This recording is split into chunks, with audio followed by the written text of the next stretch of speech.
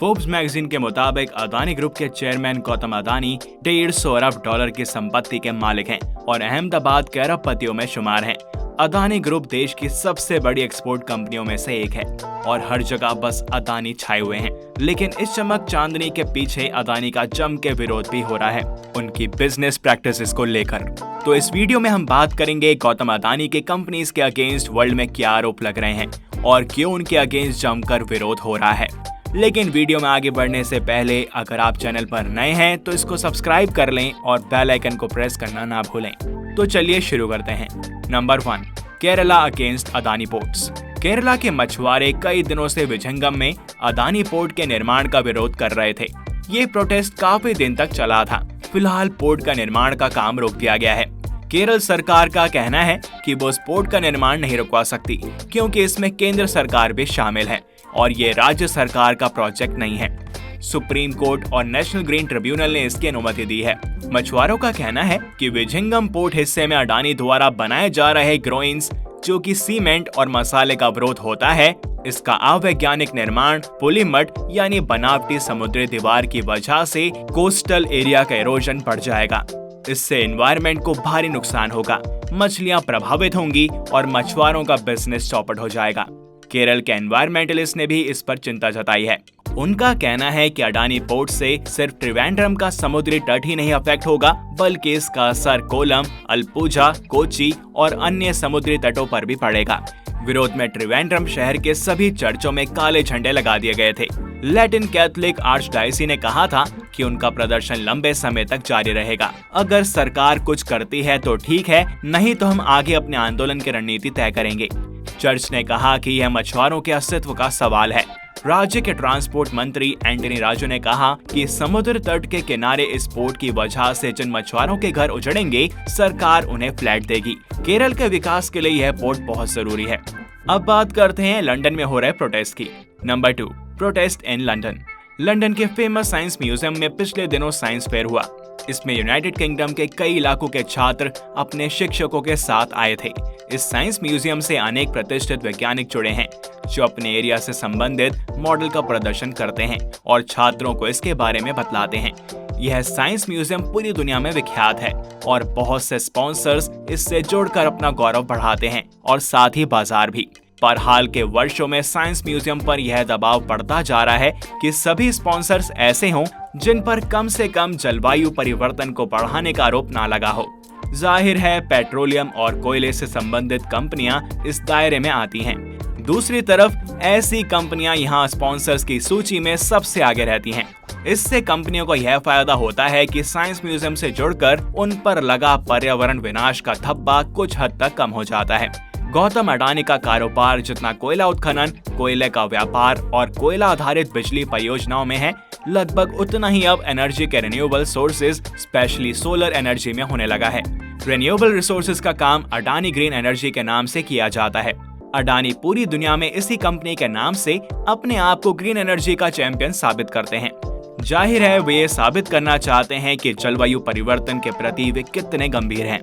दूसरी तरफ पूरी दुनिया उनके कोयले के कारोबार के बारे में जानती है। दुनिया को यह भी पता है कि अडानी के कोयले का कारोबार केवल भारत में ही नहीं बल्कि ऑस्ट्रेलिया तक फैला है। उन्होंने केवल भारत में पर्यावरण का विनाश नहीं किया है बल्कि ऑस्ट्रेलिया तक उनके चर्चे हैं। लंदन के साइंस म्यूजियम में अगले वर्ष एक नई गैलरी, जो कि ऊर्जा क्रांति गैलरी होगी, वो शुरू होने वाली है, जिसके स्पॉन्सर अडानी ग्रीन एनर्जी है। साइंस म्यूजियम और अडानी के रिश्ते का विरोध शुरू से किया जा रहा है। दिसंबर 2021 में म्यूजियम में दुनिया भर के वनवासी या मूल निवासी पर्यावरण बचाने की गुहार लेकर एकत्रित हुए थे। इन लोगों ने भी अडानी के साथ संबंध खत्म करने का आग्रह किया था। अभी जब साइंस म्यूजियम में विज्ञान प्रदर्शनी का आयोजन किया गया था, तब यूके के बहुत सारे स्कूलों के विज्ञान अध्यापक इसका बहिष्कार कर रहे थे और छात्रों को इस प्रदर्शनी में लेकर भी नहीं आए थे।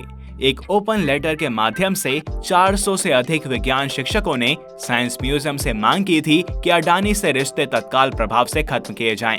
साथ ही धमकी भी दी थी कि जब तक अडानी का नाम साइंस म्यूजियम से जुड़ा है, शिक्षक छात्रों को लेकर म्यूजियम नहीं जाएंगे। लंदन स्थित हैरिस वेस्टमिंस्टर स्कूल के विज्ञान अध्यापक एन मैकडॉर्मट पिछले 25 वर्षों से अपने छात्रों को साइंस म्यूजियम लेते आ रहे थे।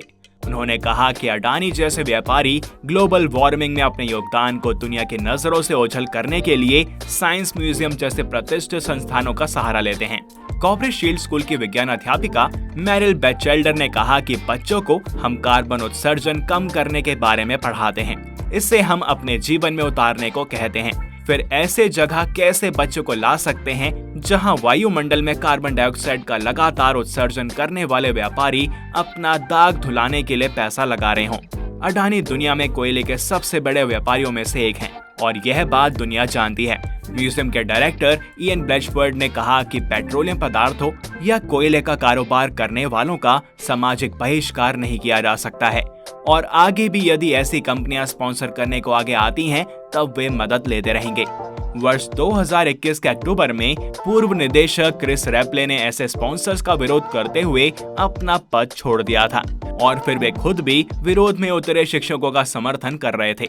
नवंबर 2021 में 40 वैज्ञानिकों, जिसमें कुछ नोबेल पुरस्कार के विजेता भी थे और कुछ inter governmental panel of climate change से भी जुड़े थे, उन्होंने पत्र लिखकर साइंस म्यूजियम को पेट्रोलियम और कोयले के कारोबारियों से सहायता नहीं लेने की अपील की थी।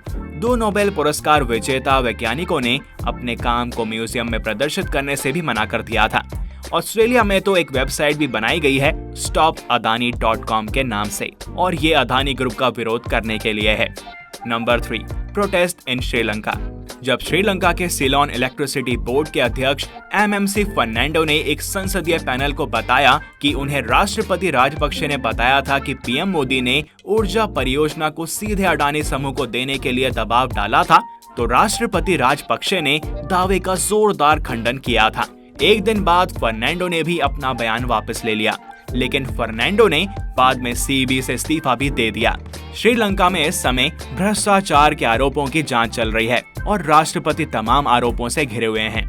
लोगों ने हाल ही में राष्ट्रपति और प्रधानमंत्री के खिलाफ प्रदर्शन भी किए थे, लेकिन मीडिया रिपोर्ट्स का कहना है कि एक पत्र प्राप्त हुआ है जिससे पता चलता है कि श्रीलंका के उस अधिकारी ने मनार जिले में 500 मेगावाट ऊर्जा परियोजना को मंजूरी देने के लिए श्रीलंकाई वित्त मंत्रालय से पूछते हुए अडानी को मान्यता देने के लिए श्रीलंका के प्रधानमंत्री द्वारा निर्देश का हवाला दिया, जिसमें कहा गया भारत सरकार की ओर से लंका सरकार को एक प्रस्ताव भेजा गया है।